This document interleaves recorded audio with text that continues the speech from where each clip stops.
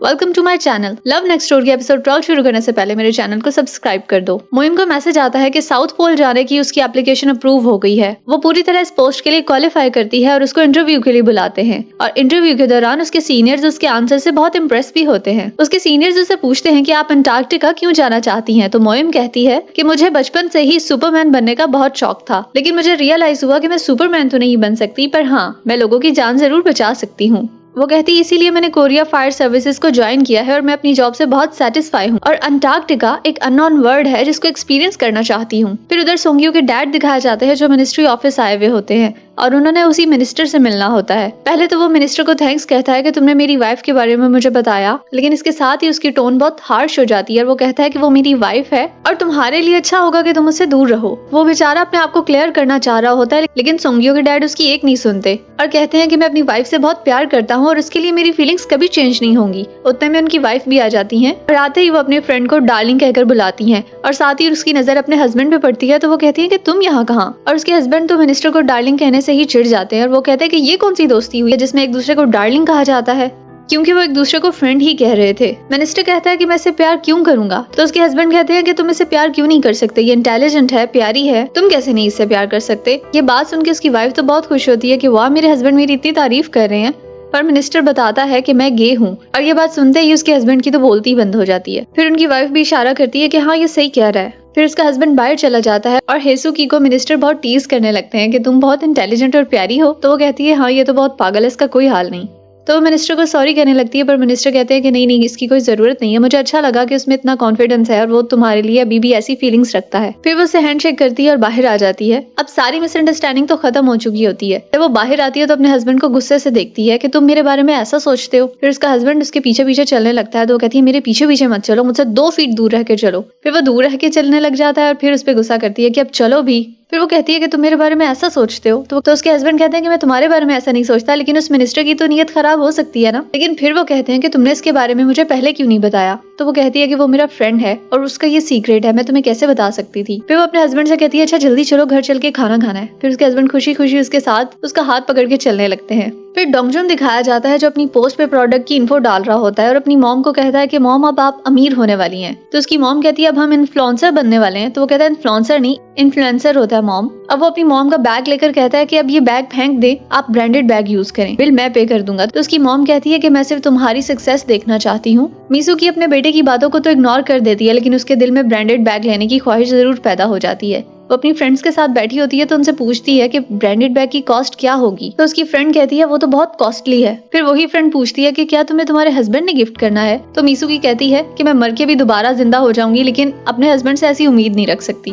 वो डोंगजुन के बारे में उन्हें बताने लगती है, लेकिन फिर खामोश हो जाती है। फिर उसकी एक फ्रेंड सुक्यू के बारे में बात करती है कि हमें उसके लिए ब्लाइंड डेट का अरेंज करना चाहिए। तो सुक्यू की मॉम भी सोचने लगती है। फिर दिखाते हैं सोंगी और सीक्यू बातें करते हुए वापस आ रहे होते हैं कि उनको सामने से सीक्यू की मॉम मिलती है। वो पूछती भी नहीं है कि तुम लोग कहाँ से आ रहे हो, पर सीक्यू बताने लगती है तो उसकी मॉम कहती है कि चुप हो जाओ, मैं कुछ इंपॉर्टेंट बात करना चाहती हूँ। फिर उसकी मॉम कहती है कि तुम ब्लाइंड डेट के लिए चलोगी? तो सोंग्यू एकदम से शॉक्ड हो जाता है। तो उसकी मॉम कहती है मैंने तो सीक्यू से पूछा है, तुम्हें क्या हो गया? तो सीक्यू कहती है मॉम घर चल के बात करते हैं। तो उसकी मॉम कहती है नहीं, मुझे अभी जवाब दो, मैंने अपनी दोस्तों को जवाब देना है। मोइम की मॉम उसके लिए ब्लाइंड डेट का अरेंज कर रही थी, लेकिन मोइम ने तो साफ इनकार कर दिया। उतने में मोइम आ जाती है। वो कहती है कौन, मैं? फिर दिखाया जाता है मोइम सुगी और सोंग्यो के साथ उनके ऑफिस आ जाती है। मोइम पहली दफा उनके ऑफिस आई होती है और उसे काफी अच्छा लग रहा होता है। फिर वो एक मसाज चेयर पे बैठ के कहती है चलो मुझे अब रिपोर्ट दो। सीक्यू कहती है कि कौन सी रिपोर्ट? तो मोइम कहने लगती है कि तुम दोनों रात को बाहर थे, तो मुझे बताओ कि तुम दोनों ने एक दूसरे को डेट करना शुरू किया या नहीं? तो सीक्यू कहती है हम अलग अलग रूम्स में थे। पर मोइम कहती है मैंने ये नहीं पूछा, मैं ये पूछ रही हूँ क्या तुम दोनों ने एक दूसरे को डेट करना शुरू किया या नहीं? तो सोंगी उसे बता देता है कि हाँ, हम एक दूसरे को डेट कर रहे हैं।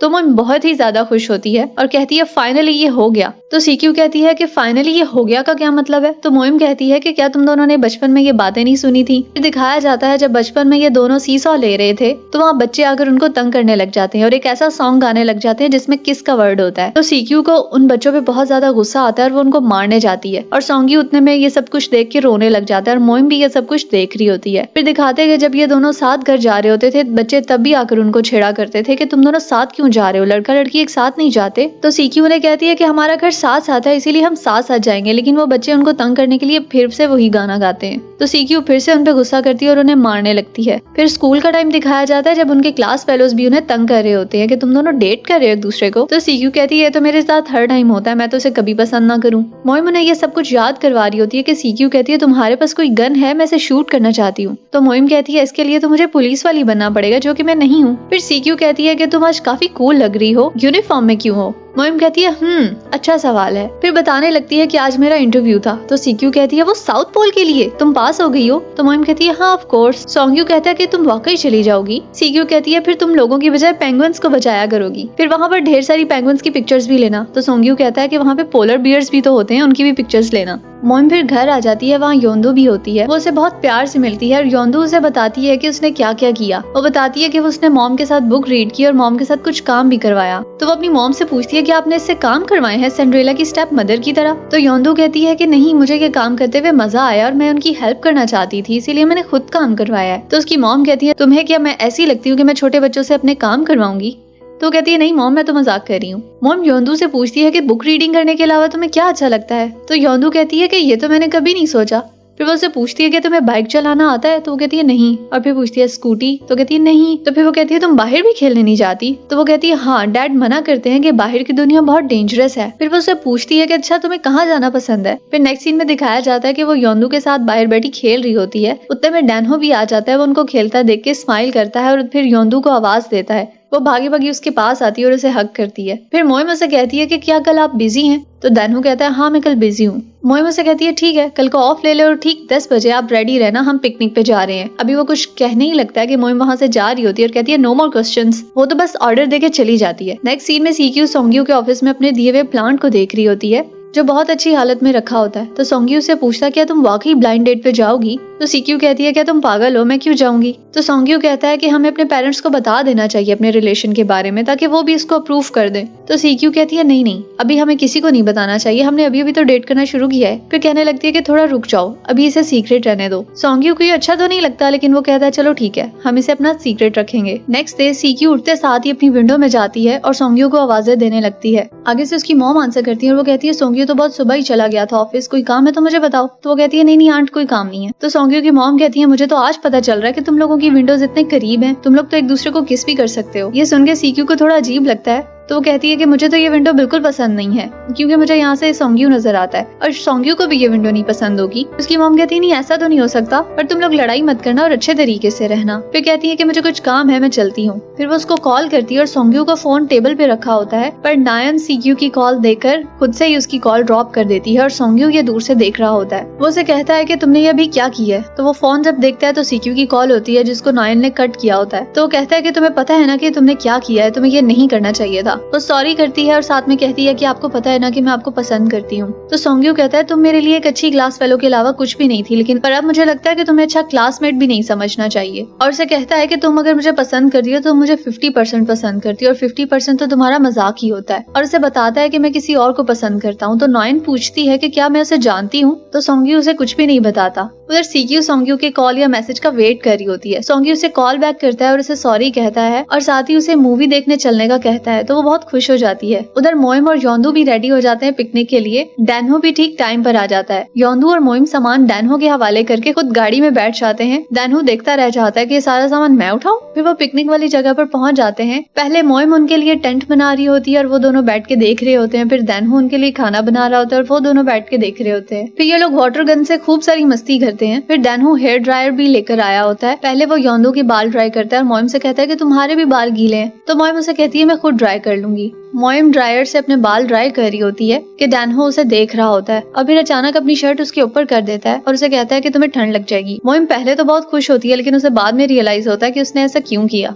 उधर सीक्यू भी बहुत प्यारा सा रेडी होकर मूवी देखने के लिए आती है, पर सोंग्यू साहब तो उसकी तरफ देखते ही नहीं है। सीक्यू से कहती है कि तुम क्या कर रहे हो। तो वो कहता है कि मैं एक डिजाइन बना रहा हूँ, इससे पहले कि मैं ये डिजाइन भूल जाऊँ इसे ड्रॉ कर रहा हूँ। फिर वो उसके काफी क्लोज आके बैठती है। वो कहती है कितनी देर लगेगी। तो कहता है बस मूवी शुरू होने से पहले खत्म कर लूंगा। फिर वो पूछती है कि पॉपकॉर्न लेकर आऊँ। तो सोंग्यू कहता है नहीं मैं तो नहीं खाऊंगा। फिर वो कहती है अच्छा ड्रिंक। तो वो कहता है हाँ ले आओ। फिर वो मुंह बनाकर ड्रिंक लेने चली जाती है और उसको काफी अजीब भी लग रहा होता है इसका बिहेवियर। अब वो दोनों मूवी देख रहे होते हैं, पर आसपास के सारे कपल्स बहुत क्लोज होकर बैठे होते हैं। हैं। सीक्यू को यह देख के बिल्कुल भी अच्छा नहीं लग रहा होता, पर सोंग्यू कुछ नर्वस सा लग रहा होता है। फिर दिखाते हैं सनसेट होने वाला होता है और डैनहो कहता है कि हमें चलना चाहिए, लेकिन योंदू सो रही होती है तो मोयम कहती है कि अभी सोई है, कुछ देर तक चलते हैं। फिर मोयम योंदू के बारे में बात करने लगती है और फिर से कहती है कि तुम्हें उसे बाहर जाने देना चाहिए, उसे बाहर की जिंदगी भी एंजॉय करनी चाहिए। क्या तुम ये उस इंसिडेंट्स की वजह से मना करते हो इसे? फिर वो कहता है कि हाँ, कहा जा सकता है, मैं तुम्हारी तरह इतना बहादुर नहीं हूँ, पर खैर मैं कोशिश करूंगा। फिर मोयम कहती है कि मेरा दिल करता है कि मैं योंदू की मॉम होती। वो थोड़ा नर्वस होता है लेकिन हंस पड़ता है। फिर मोयम कहती है कि मैं सीरियस कह रही हूँ, तो वो कहता है नहीं, ऐसा कभी नहीं हो सकता। वो एकदम से सीरियस हो जाता है और मोयम को कहता है आइंदा योंदू तुम्हारे घर नहीं आएगी और तुम भी योंदू के साथ हैंग आउट नहीं करोगी। उतने में वो योंदू को उठाता है और कहता है कि चलो घर चलना है। उधर सोंग्यू और सीक्यू मूवी देख के वापस आ रहे होते हैं। सीक्यू उसका हाथ पकड़ना चाह रही होती है पर सोंग्यू नहीं पकड़ाता। फिर सोंग्यू से कहता है कि हमें एक साथ घर नहीं जाना चाहिए, पहले तुम चली जाओ, मैं फिर एक चक्कर लेकर आता हूँ और फिर मैं जाऊंगा।